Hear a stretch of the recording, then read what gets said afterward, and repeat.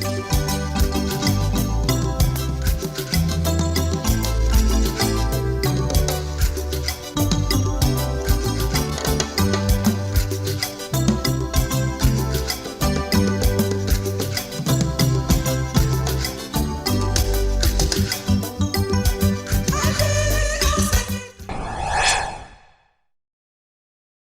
Père et du Fils et du Saint-Esprit. Amen.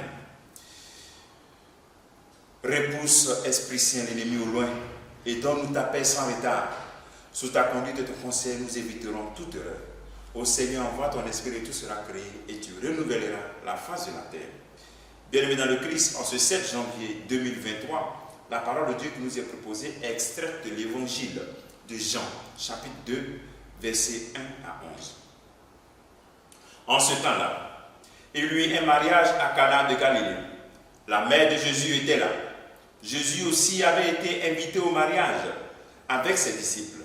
Or, on manqua de vin. La mère de Jésus lui dit, « Ils n'ont pas de vin. » Jésus lui répond, « Femme, que me veux-tu? Mon heure n'est pas encore venue. » Sa mère dit à ceux qui servaient, « Tout ce qu'il vous dira, faites-le. » Or, il y avait là 6 jarres de pierre pour les purifications rituelles des Juifs. Chacune contenait 2 à 3 mesures, c'est-à-dire environ 100 litres. Jésus dit à ceux qui servaient, « Remplissez d'eau les jarres. » Et ils remplirent jusqu'au bord. Il leur dit, « Maintenant, puisez et emportez-en au maître du repas. » Ils lui en emportèrent. Et celui-ci goûta l'eau changée en vin, et il ne savait pas d'où venait ce vin. Mais ceux qui servaient le savaient bien, eux qui avaient puisé l'eau. Alors le maître du repas appelle le marié et lui dit, « Tout le monde sert le bon vin en premier, et lorsque les gens ont bien bu, on apporte le moins bon. Mais toi, tu as gardé le bon vin jusqu'à maintenant. » Tel fut le commencement des signes que Jésus accomplit. C'était à Cana de Galilée. Il manifesta sa gloire et ses disciples crurent en lui. Acclamons la parole de Dieu. Louange à toi, Seigneur Jésus.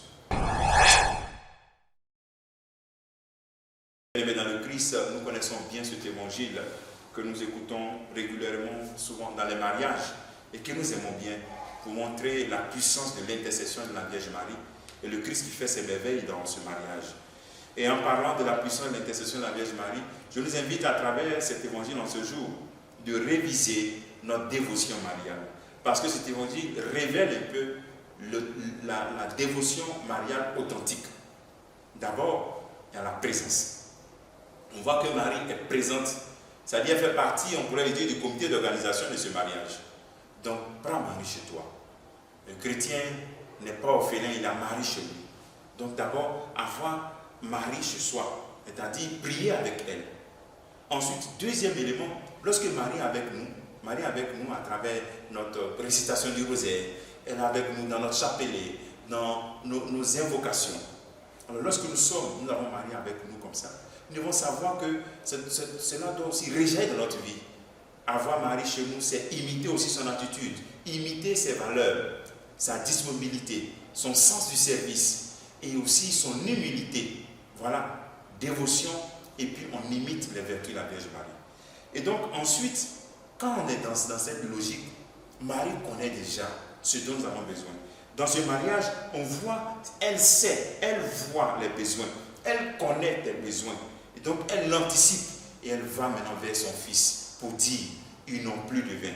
Tu n'as pas besoin de dire, oh Marie, intercède-moi, aide-moi. Si tu es dans cette dévotion, en imitant les vertus de la Vierge Marie, elle sait anticiper et prendre soin avant même que tu ouvres la bouche. Et voilà qu'elle va parler à son fils. Elle l'intercède. Et son fils lui répond. Mais elle dit au serviteur, tout ce qu'il vous dira, faites-le. Donc la dévotion mariale, la vraie dévotion, atterrit aussi dans l'obéissance à Jésus-Christ. On ne peut pas être un enfant de Marie si on n'obéit pas à Jésus-Christ, ça n'a pas de sens. Obéissance à sa parole, obéissance à sa volonté, obéissance à Dieu, même quand notre histoire est un peu trouble. Donc voici où atterrit cette dévotion à l'obéissance à Jésus-Christ. Et donc, cela permet que le Fils anticipe même son heure. Son heure n'est pas encore arrivée, mais il réalise ce premier signe dans l'évangile de Jean. Le Fils, donc, en réalisant ce miracle, par le signe du miracle, nous appelle aussi à quelque chose, à une rupture. On parle de 6 jarres pour l'ablution. Dans la tradition juive, il lavait les pieds, les mains quand il revenait. Et donc, c'est devenu maintenant les jarres de nouveau vin. Donc, le Fils nous invite à la rupture des fausses traditions pour venir à la nouvelle tradition qui est Jésus-Christ lui-même, le nouveau vin, le bon vin. Et voici qu'on est dans cette dévotion, dans cette logique de la dévotion, de la présence. Et aussi laisser Marie anticiper, obéir à Jésus-Christ. Il sait réaliser le miracle et il y a l'abondance. On voit que le vin abonde. L'abondance, c'est cette joie, cette paix que tu ressens dans ton cœur. Même si tu n'as pas tout ce que tu veux, mais tu es heureux. Ce que tu peux réaliser comme travail ce jour, c'est de réviser ta dévotion mariale pour la rendre comme ce qui s'est passé dans le mariage de Cana. Que le Seigneur te bénisse, que nous bénisse tous en ce jour, au nom du Père et du Fils et du Saint-Esprit. Amen.